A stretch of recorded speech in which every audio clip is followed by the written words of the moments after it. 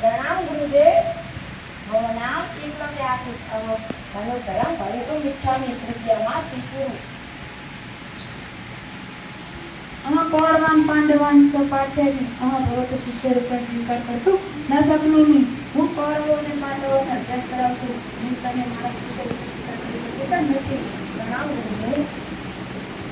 ભલે ગુરુ દ્રોણ મારો સ્વીકાર કરે નહીં, પરંતુ હું તેની મૂર્તિ બનાવીને હું અભ્યાસ કરીશ અને શ્રેષ્ઠ ધનુર્ધર બની દેખાડીશ.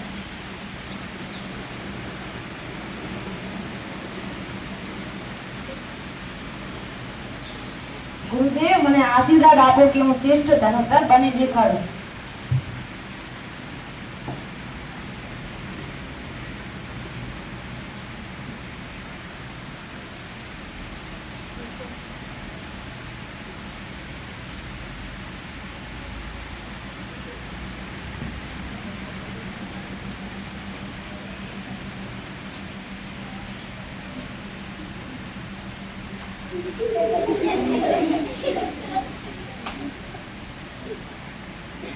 અર્જુન, એટલું સુંદર વન છે, એટલા લીલા વૃક્ષો છે.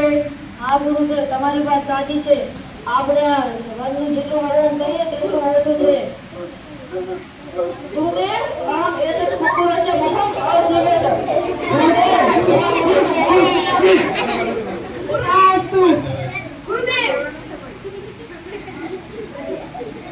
અરે ગુરુદેવ, આવો શ્રેષ્ઠ ધનુર્ધારી કોણ છે? ચાલો જોઈએ. આચાર્ય, મારા ગુરુ કોણ છે?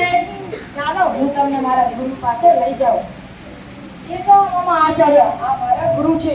હા, તું કેટલો કુશળ ધનુર્ધર છે. તું આગળ જઈને શ્રેષ્ઠ ધનુર્ધર બનીશ. અને મને લાગતું હતું કે અર્જુન જ આ દુનિયામાં શ્રેષ્ઠ ધનુર્ધર છે, પણ તું એનાથી પણ ચડી આવ્યો છે. તું સૌથી શ્રેષ્ઠ ધનુર્ધર છે.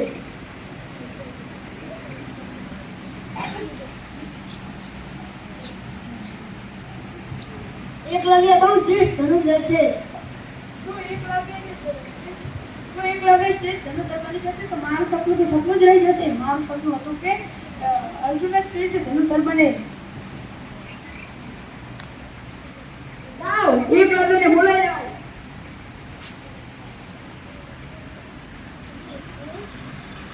એકલવ્ય, તારે ગુરુ દ્રોણ બોલાવે છે.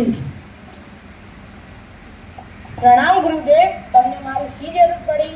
જો તું મને સાચો ગુરુ માનતો હોય તો તારે મને દક્ષિણા આપવી પડશે. તમે જે કહો તે હું આપવા તૈયાર છું. તો તું તારા જમણા હાથનો અંગૂઠો મને આપ.